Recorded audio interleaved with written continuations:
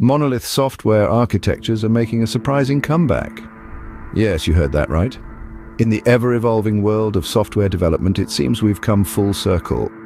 After a period of enthusiasm for microservice architectures, a number of businesses are now reconsidering the monolith approach. The monolith architecture, considered by some to be the dinosaur of software design, is remembered for its simplicity.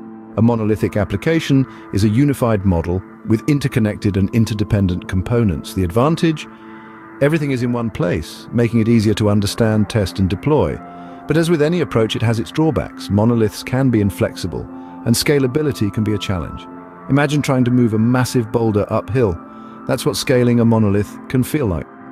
Then came the era of microservices, a design approach that broke down applications into smaller, independent components. The appeal was obvious. Microservices offered flexibility, scalability, and the ability to use different technologies for different services. It was like trading in a boulder for a collection of pebbles, each one easier to move on its own. However, managing these pebbles soon proved to be a challenge. Microservices introduced complexities in coordination, data consistency, and performance overhead. And let's not forget the operational overhead. Deploying, monitoring, and maintaining dozens, sometimes hundreds of services can be a daunting task. So here we are, witnessing a resurgence in monolith architectures. Businesses are finding that a well-designed monolith can be just as flexible and scalable as microservices. And with modern development practices and tools, many of the old pain points of monoliths can be mitigated. But why are companies making this shift back to monoliths? Well, it's not a one-size-fits-all answer. Each business has its unique needs and challenges, and sometimes the simplicity of a monolith might just be the right solution. So, let's dive into some case studies and discover why these businesses are turning back the clock on software architecture. Take Etsy, for instance. The craft marketplace opted for a monolithic architecture over microservices. Now, why would they do that? Well, the decision was based on a pragmatic evaluation of their needs. Monoliths might be seen as old school, but they fit Etsy's requirements like a glove. With a monolithic architecture, Etsy found it easier to manage their operations. All these software components were in one place, making it quicker and simpler to deploy updates and improvements.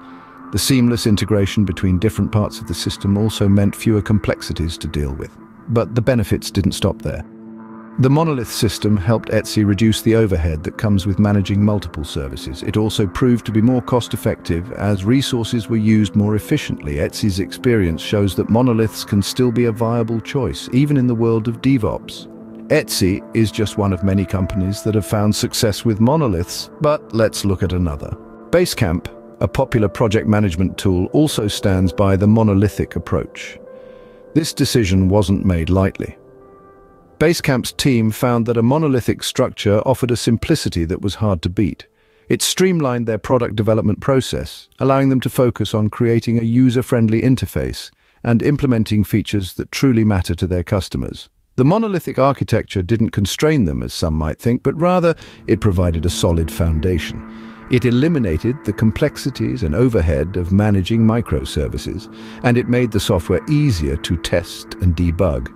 In essence, it allowed Basecamp to stay agile, to adapt, and to innovate without getting bogged down by the technical details.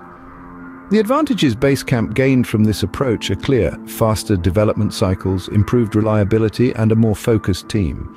It's clear that these case studies demonstrate a trend, but what does this mean for the future of software architectures? The future of software architectures is not set in stone, yet the resurgence of monoliths hints at a shift in the industry. As we look into the crystal ball of software development, it's clear that there's something stirring in the world of software architectures. Monoliths, once considered the dinosaurs of the tech world, are making a surprising comeback. And there are a few potential reasons for this. One of the primary reasons could be simplicity. Monolithic architectures are straightforward. All the code resides in one place, making it easier to understand the application as a whole. This could be particularly appealing to startups and smaller businesses that can't afford the luxury of a large development team. Another reason could be the ease of debugging and testing. With a monolithic architecture, it's easier to reproduce and fix bugs because there are fewer moving parts. Testing also becomes simpler as you can conduct end-to-end testing in a single environment. And let's not forget the lower operational overhead. Monoliths can be more cost-effective as they require less infrastructure and fewer resources to function efficiently. This could be a game changer for businesses operating on a tight budget, but what does this mean for the future of software architectures? Well, it's unlikely that one size will fit all. Instead, we might see a more balanced approach where the choice between monolith and microservices is based on the needs of the project. For smaller, simpler projects, a monolithic architecture might be the way to go. It's easier to manage, debug, and test, making it a sensible choice for startups and smaller businesses.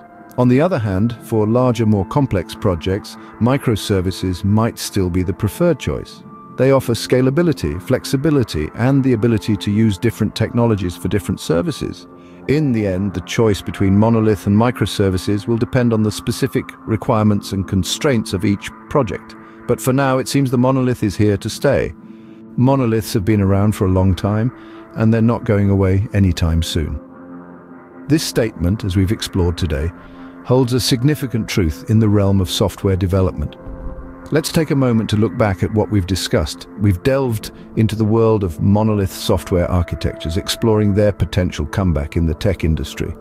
We've examined how these architectures, once seen as relics of a bygone era, are being embraced anew by some of the most innovative companies in the world. Indeed, we've seen how Etsy, the online marketplace for unique and creative goods, has been a shining example of the power of monoliths. Their monolith architecture has allowed them to maintain a tight-knit, collaborative engineering culture and has provided them with the stability they need to support a bustling marketplace. Similarly, Basecamp, the project management and team communication tool, has shown how monoliths can be a boon for businesses. Their use of a monolith architecture has allowed them to keep their operations streamlined and efficient, an essential factor for a company that prides itself on simplicity and ease of use. In our exploration of the future, we've speculated on the potential resurgence of monoliths in the tech industry.